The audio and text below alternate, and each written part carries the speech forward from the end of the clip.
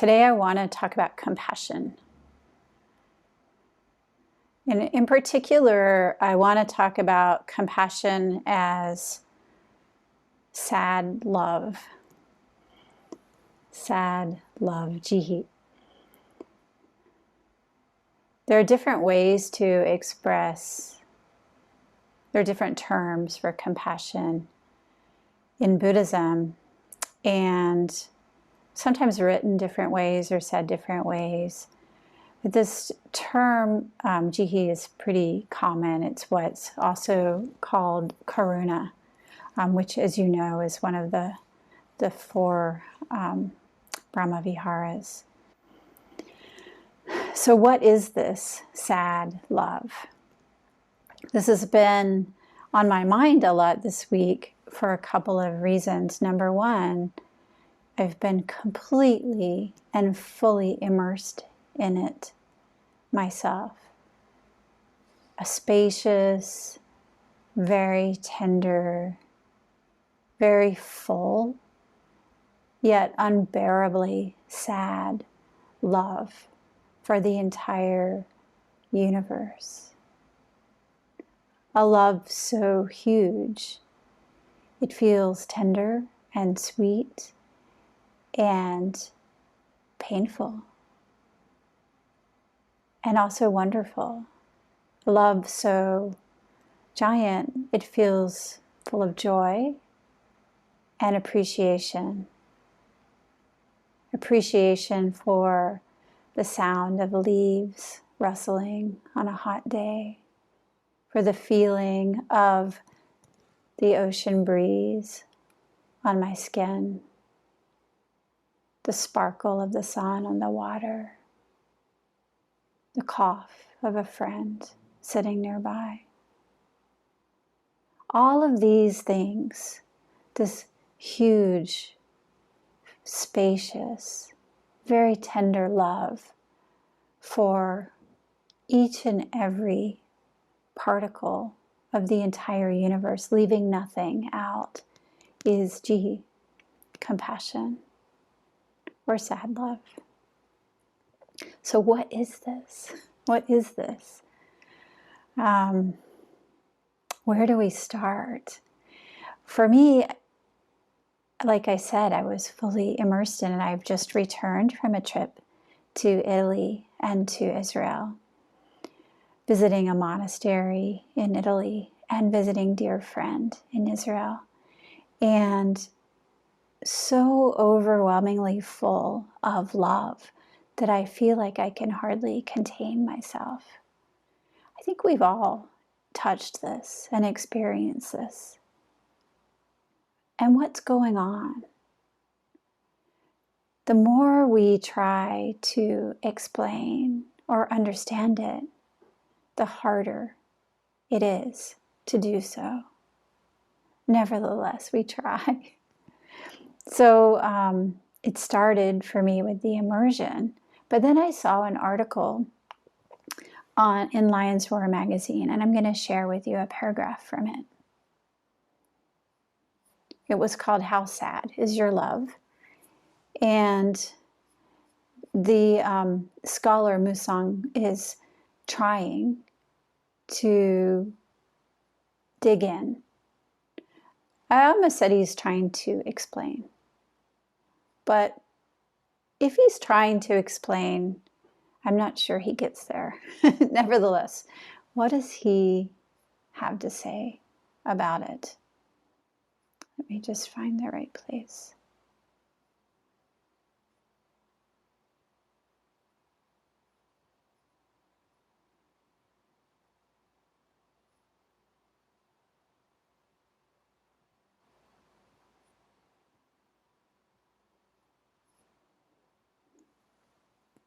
When the Bodhisattva of compassion looks down with her 1,000 eyes at the beings caught in the sea of suffering, she feels an enormous sadness for their situation. This sadness is not pity or pathos or commiseration. It is a response to the entire human condition. This part I agree with. The next part, not so much. He goes on to say, from the perspective of the Bodhisattva, human beings don't learn much. They keep going around and around within the same grooves of samsara, greed, hatred, and delusion, and a never-ending cycle. The feedback loop of the cycle is dynamic, but it also remains self-enclosed and keeps itself in place over eons and eons. Okay, that's true. And is that the source of this great sadness? He continues, the Bodhisattva feels deep sadness that things are this way. Just as a mother feels great sadness when her child goes through physical or psychological agony. The mother of the universe, as the Bodhisattva of compassion, is depicted iconographically, does not personalize this sadness. She has seen this phenomena of numberless beings caught in the web of their own creation for countless eons. She reaches out with her 1,000 arms to these beings and helps them in whatever way she can. But this sadness and the resultant compassion and willingness to help are universal rather than personal. There's something in there, I think. Sure, it's universal rather than personal. And we might say that it's related to the feeling of a mother for her child or a father for his child. Certainly that feeling of my heart. You know, I heard people in Italy saying this about their children last week. Oh, my heart. That gets to it closer. But is that really it? Is that all? Is it enough? For me, there's something not quite accurate there. There's a little bit more than simply the tenderness of a mother for the child, because it's the explanation that I have problems with, because they go through physical or psychological agony. I would say we feel this deep, great, sad love that is compassion because things exist. Just that. Because we are in this world together, living and breathing and dying and crying and laughing. This is the source of this great tenderness that we call compassion. Simply the way things are.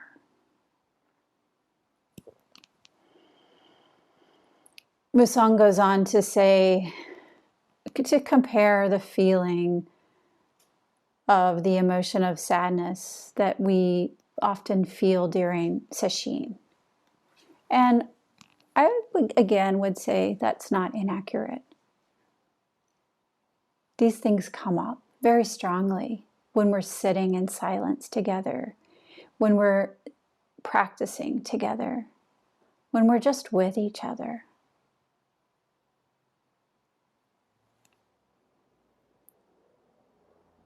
His explanation, though, still falls short for me.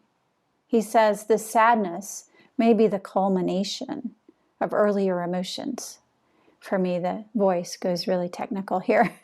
Maybe the culmination of earlier emotions like anger, rage, frustration, and so on, that bubble forth, particularly during the earlier phase of a long retreat. I don't know about that. Maybe yes, and maybe not quite enough. I don't know that we can give such an explanation. What we do know is that this feeling of sadness, of sad love, of compassion connects. It's this feeling of the passing of time, of the impermanence of those whom we love so much, of death, of life, that allows us to love so fully, to love the sound of the cricket, to love the sparkle of the sunshine, to love the face of the person crying.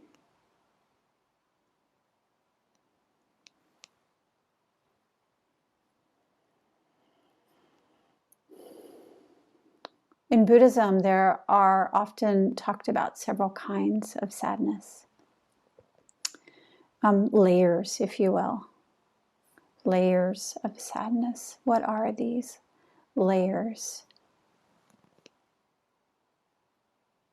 In some of the Mahayana texts, they distinguished 3 types of compassion. The first is based on an awareness of sentient beings. This is generated by regular people, by us, who see all sentient beings as helpless infants, and who are thus motivated to bring them comfort and remove their suffering.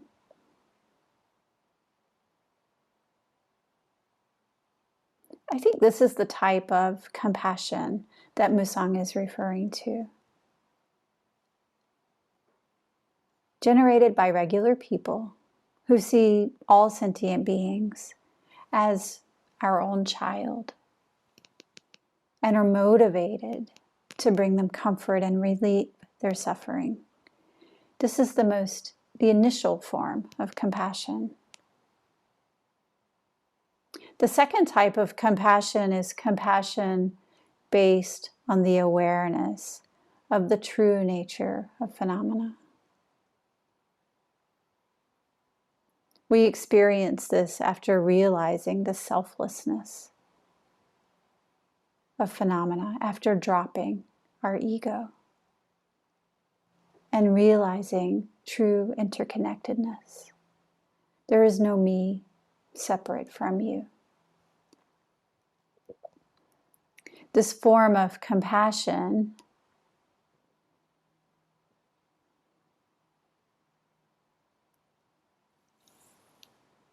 is full, giant, and very true. And there's more. The third form of compassion is really compassion without distinction. It's the compassion that arises when we have fully abandoned discriminatory thoughts, when we have fully understood the absolute equality and interconnectedness of all things. This is the kind of compassion that is said can only be generated by Buddhas. It's known as great compassion, Dai Jihi. Great, sad compassion, sad love, great, sad love, great, sad love. And though this is only generated by Buddhas, I feel that we all understand this, because this great, sad love is not separate from our Buddha nature.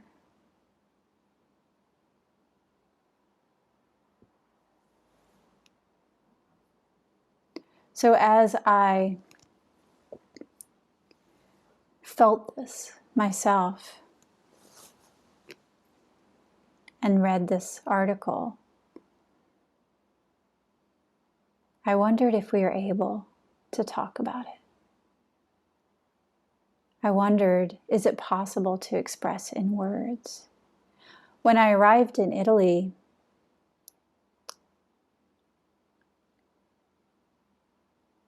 we had just finished Sesshin. I had just seen my mother before Sesshin, and I was full of so much love for the entire universe. And I haven't traveled in 3 years.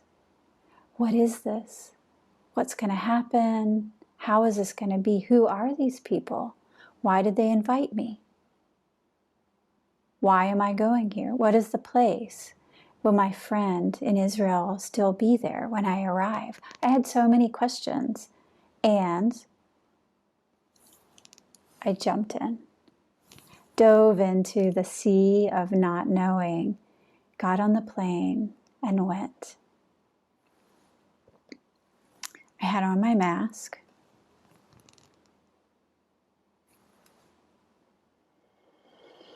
Sitting next to me on the plane, very unusually, there was an empty seat between me and the next person over. I'm often in the back of the plane for reasons that you probably understand if you've ended up in the back of a plane. Those are where the economy seats are. And though it's crowded, sometimes interesting things happen. And on this flight, it was no exception.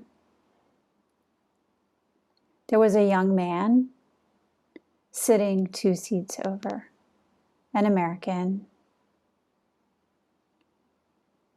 He had a lot of questions as soon as he learned that I was a Buddhist.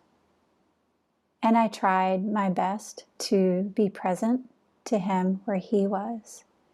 It was an overnight flight, and perhaps I could have thought I should be sleeping.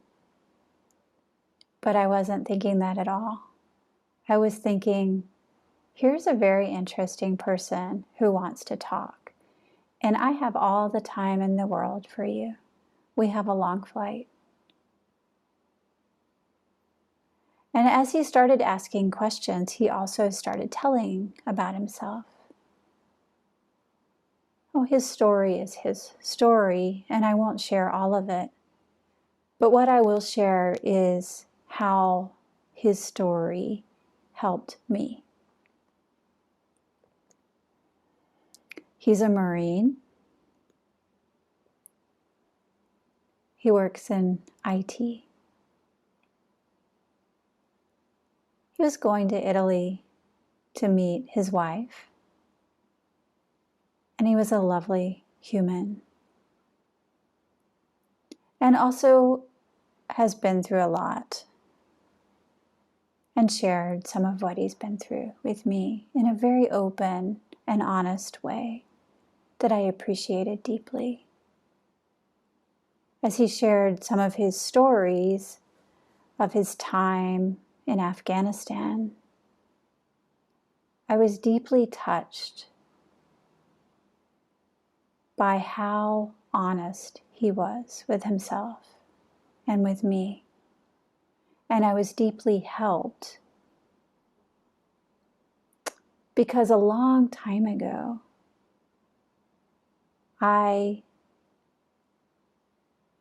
when I lived in Israel, I loved a soldier who went through similar things. So through this person, I was able to understand some things that I never understood. And so I listened, and it was hard to hear. And I felt my heart so open. Eventually we slept. And then eventually the Alps appeared out of my window, the most beautiful mountains. And we landed. I got off the plane and met the person from the Italian temple in the airport, had a coffee, as you do. and I don't know how long after we got in the car, but certainly before we arrived at the monastery, I learned that, we know in New York, we went through a lot with COVID. And we saw in the news that Italians went through a lot.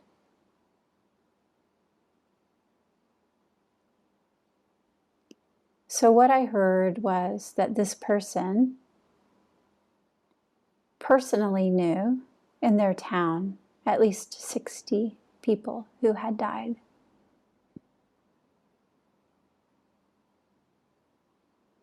And when I heard that, my need to explain myself fell away. I also learned that this person had recently lost a parent, as I have. And when I heard that, my need to explain my own grief fell away. And it was such a relief. And I was filled with such an appreciation for the entire universe in this spacious, sad love, this compassion. And that was the starting point. This is where we jump off. And this is why the technical definition doesn't work for me. Compassion is something we experience. It's something impossible to explain in words. When I read Musang's article, I felt like, okay, I really appreciate the technical aspects, but maybe we need poets to help us. And some poets one poet complied in a way that was really beautiful. And it still didn't do it for me.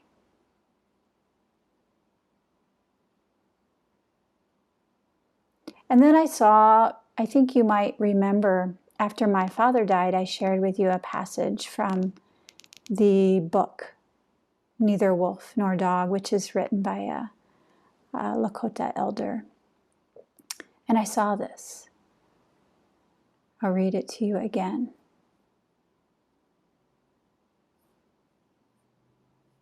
Just to remind you, for those who might have forgotten.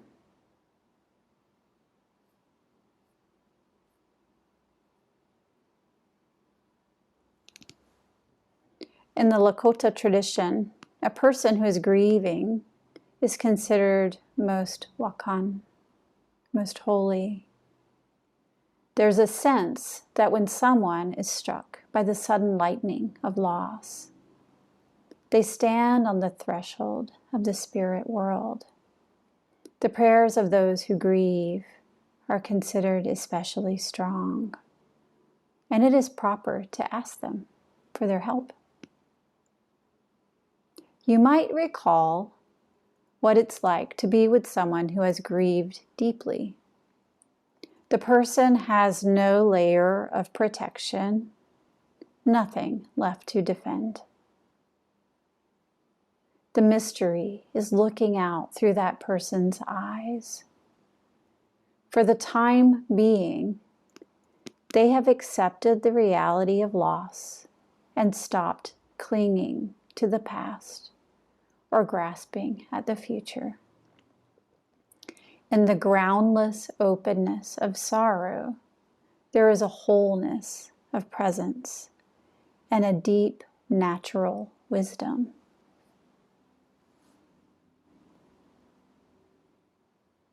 This gets closer. And for those of you who have been in sesshin, it might sound familiar. This space of openness, tenderness, neither looking, grabbing for the future or grabbing for the past, also known as the present moment, also known as egolessness. is the quality we're talking about here.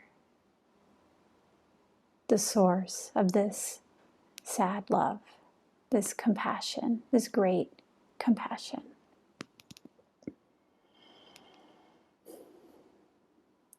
Sure, we experience this when we grieve. And grieving is not the reason that we experience it. So in our exploration today, I'd like to share first something from Maura O'Halloran, who's our point of connection with my Italian family, one point of connection. In this passage, she's working on the koan mu, the dropping of the ego. What is mu? She writes, I went upstairs to Zendo mu. I am mu. I am nothing, nothingness. I do not exist, though I do. But nothing, absolutely nothing. Something trembled near my eyes. I wept. I lay down on the tatami and wept huge, heaving tears. I was nothing. My dreams, my hopes, my conceits, nothing. I cried funeral tears. I was at my own funeral, and no one else had come. It was crying and crying and crying, and nothing. Someone asked what was wrong. I am nothing, and it is very sad. And tears pricked.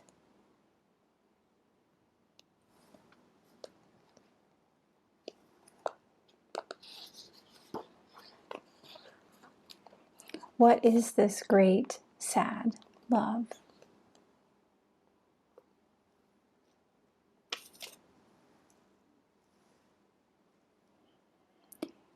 Skipping ahead a bit, she writes, how can I ever repay the world the goodness that has so guilelessly been extended to me? Surely there is no bad person in the world, and so many with loving hearts. My eyes were watering. I was sad, but somehow not sad, as if I wasn't leaving and I had always been here. As if all the kind spirits in my life have been one, weaving in and out, so they were never far apart. And so we circle closer in to this great compassion, this great sad love.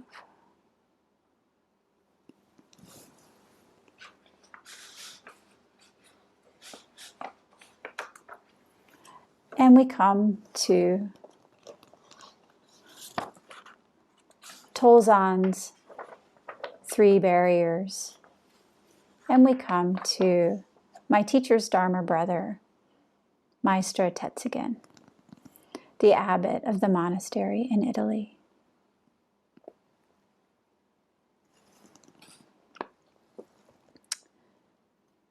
Who lost his dear disciple not so long before I came, perhaps 2 weeks before I came. And I was so touched when he showed me the photo of his dear disciple who had died, and he broke into tears. So this is what he wrote. This is a translation, so thank you, Google Translate. So please excuse its lack of poetic nature for those of you who can read this in its original Italian. It's still beautiful in English. Every manifestation wants to persist in its being, and this includes oceans, planets, galaxies, and human beings. Meanwhile, change is always at work. The intense pain of change, of losing a person, and the feeling of eternity is layered together. I don't feel like we have a choice in this. Neither the pain nor the feeling of eternity will ever be overcome. They are our Buddha nature. Pain is unintentional or unplanned. The enlightened quality of our lives is also unintentional. And when I look, that mysterious light is always there. Below, inside, above, all over, moments of life and change, which we call death, are interlaced and shine, fill the galaxy, the sound of night rain in the forest, the cry of the cicadas, the temple bell, the smell of toast. Eternity is in everything. We are made of this, and it is also in dying that it can be unpredictable and filled with intimacy, beauty, comedy, pain, reverential fear. Cleaning the forehead of a dying person, cleaning the forehead of a child with the flu, these are complete actions which reveal and justify the universe, the whole meaning of our life. When the body has dissolved into the four elements, where will we go? This koan is called Tozan's third barrier. We have no answer unless we go to the place where we are free, beyond understanding, beyond confusion. And even though we are afraid, the light lies within our fear. Even though we are afraid, the light lies within our fear. Strolling, stumbling, fighting, falling, making bread, and looking around. This is going to the place that has no place or time. And before you can do or say the wrong thing, life is changed. And when you truly enter this eternal moment of change, you have no end, you have no beginning. You are older than the universe that seems to contain it. Then you inevitably think, I have always been here.